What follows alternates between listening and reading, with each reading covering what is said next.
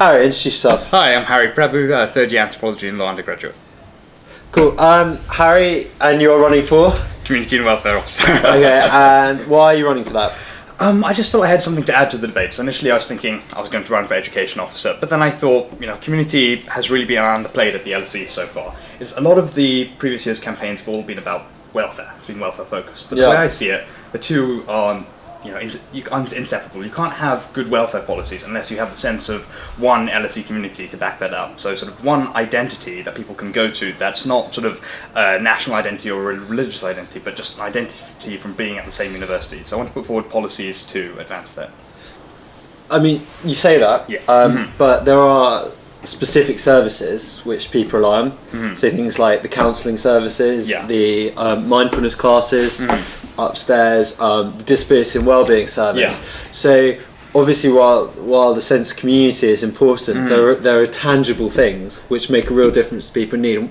How are you going to deliver on those? Definitely. I mean, counselling is a big thing because at the moment I think the school is just terribly failing us. I mean, the amount of time it takes to get an appointment, the amount of time it takes them for it to inform you even have an appointment, and the process of doing it. I mean, you're taking people who are in a very, very vulnerable position, right?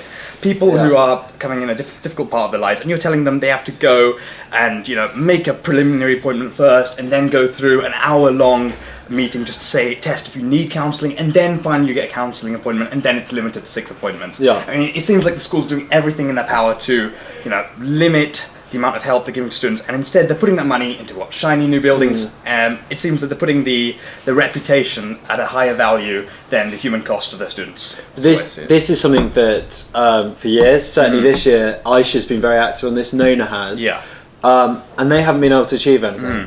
How are you going to be able to?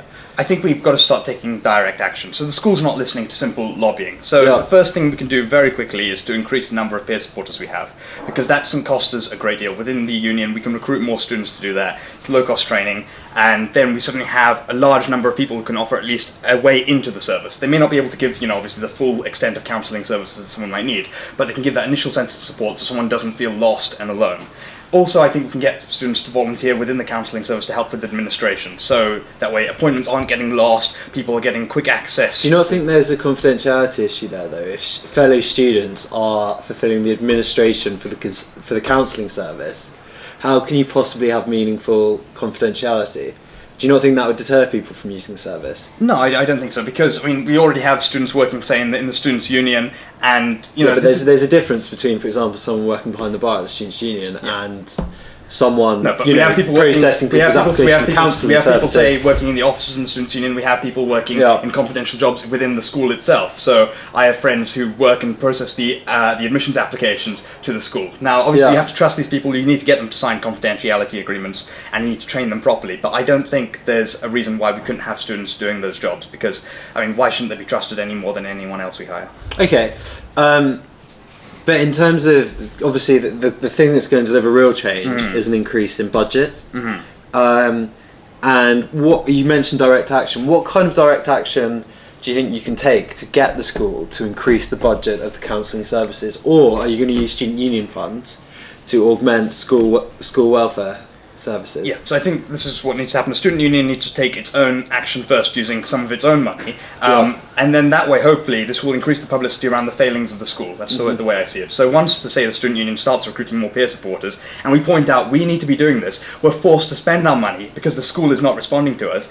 That way, then suddenly people are saying, what's this? A major institution like the LSE can't even take care of its own students, and the students having to take care of themselves. So by doing this action, we're not only putting first steps to solving people's problems, we're also getting good publicity for us, and hopefully bring some attention to the failings of the LSE.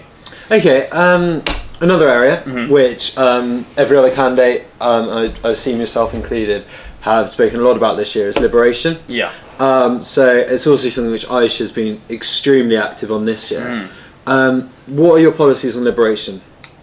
So, I mean, first of all, I think liberation as a word itself can often be just a bit too open and a bit too vague. I think we need to really make it specific on the action we're going to take. So, for one example, the harassment policy we currently have at the LSE is an absolute shambles, because the LSE will say, literally, quoted, they will always pursue an informal resolution to any harassment complaint.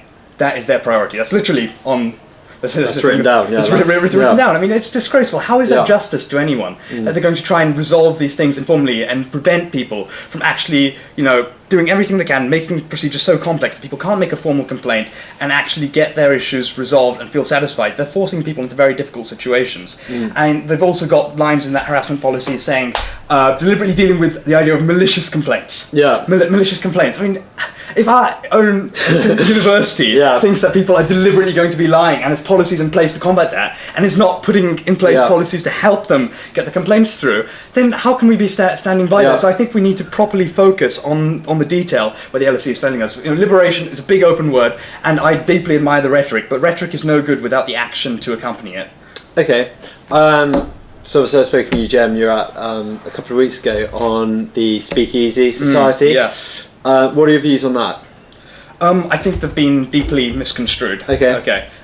So first of all, I feel that people have stereotyped them as, being a bunch of white, privileged people, but then their Humans of Free Speech campaign really showed that wasn't the case. We can't just make assumptions about someone based on what other people have done, based on Spiked or... So you support the society? I support the society, definitely. Okay. And I think free speech is a very useful tool to creating safe spaces, because I think that's... You see the two intertwined? Not distinct from one another. No, because if you're in a safe space, that means you should be able to give your own opinion freely and not be intimidated and feel confident in sharing your views. And I think, the Feminist Society has really improved a lot in that way this year. So Fatia Begum, in taking over the society, has made a big push towards making it truly intersectional, towards getting all people with all kinds of views about feminism to be able to express those views and discuss them in a safe environment. And that's what safe really means, being able to say what you want and not be afraid of it, and know that you can come out at the other end of it being more informed and of other opinions. Great. Another UGEM, which you were involved in last year, is the disaffiliation from the National Union of Students. Wasn't just me, Josh. Is that something you still support, or do you want to be part of the NUS now? Where's your position on that now? I think it's interesting because Nona's gone the other way on this. She's become less happy with the NUS, and I've actually become more happy. I'm more happy with the NUS. I guess we've sort of met in the middle. Deliberately just think the opposite of Nona, do you? Or?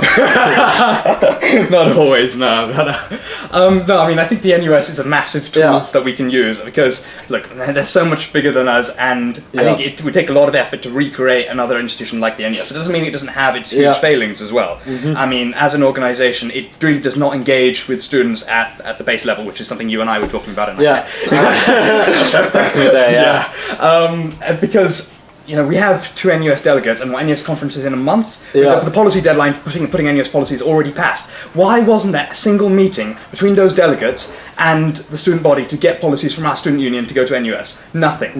There's no discussion whatsoever, and yet, and then they expect us to say they can represent us.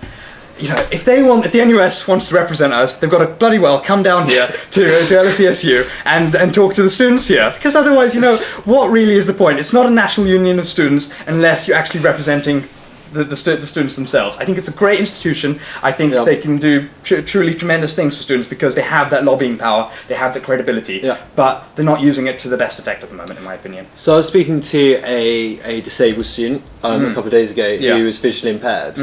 And I think this just indicates schools' attitude towards disability at the moment. There are 2 computers in the entire school which have the software which allows her to do her readings, to do any of her work essentially at all. And they're both in the library, and they're on a desk which is adjustable. So all disabled students with orthopaedic problems are forced to use those desks as well. So she has no access to computers or software which allows her to take part in her course, and she's had to defer her studies as a result. Now, obviously disability comes under CNW, there is a disability officer as well. How are you going to get the school to improve services to disabled students?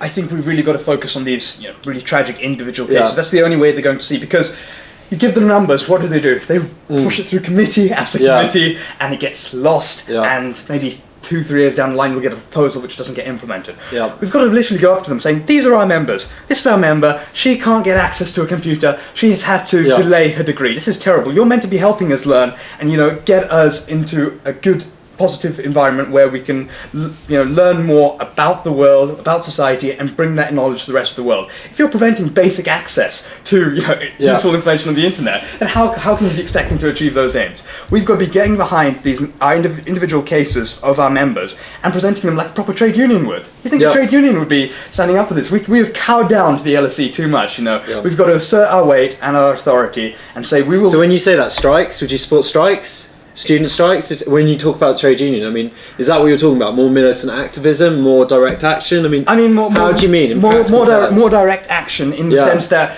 we will take this case, every committee... If it was me, every committee that I attend, every LSE staff member I would see, I would mention the individual facts of this case, and I would not stop going on about it until they actually did something. Because if I let them, have their time with it, they will forget about it.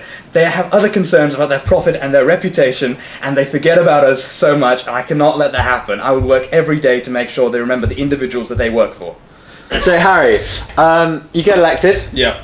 At the end of next year, if there was one thing you want to have achieved, your highest priority, what would it be?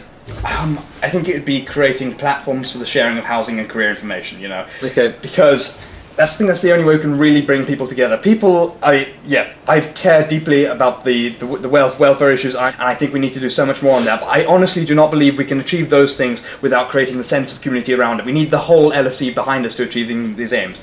And one way we can do that is getting people concerned about other issues as well that relate to welfare, housing, food, careers, internships. So we create networks. Like, I don't know if you remember Anisa Mahmood. I don't know. She was our community welfare officer in first year, Josh. Right. She came up with the wonderful idea of making a platform for housing opportunities to be shared.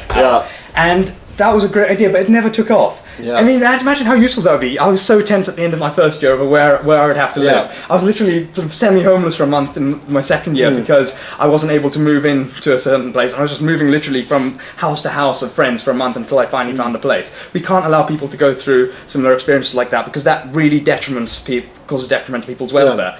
But if we have students contributing to like a platform like that, sharing housing information, sharing the latest career tips, opportunities, which graduate schemes are opening up, how they can get through a certain interview, they will feel a real deep bond with each other. They will start to empathise with each other. That's what we want. We need to bring people together as part of a community so they can empathise about each other's welfare and take an interest in each other's protection and care. Brilliant. Harry, thanks very much. Glad to see you, John.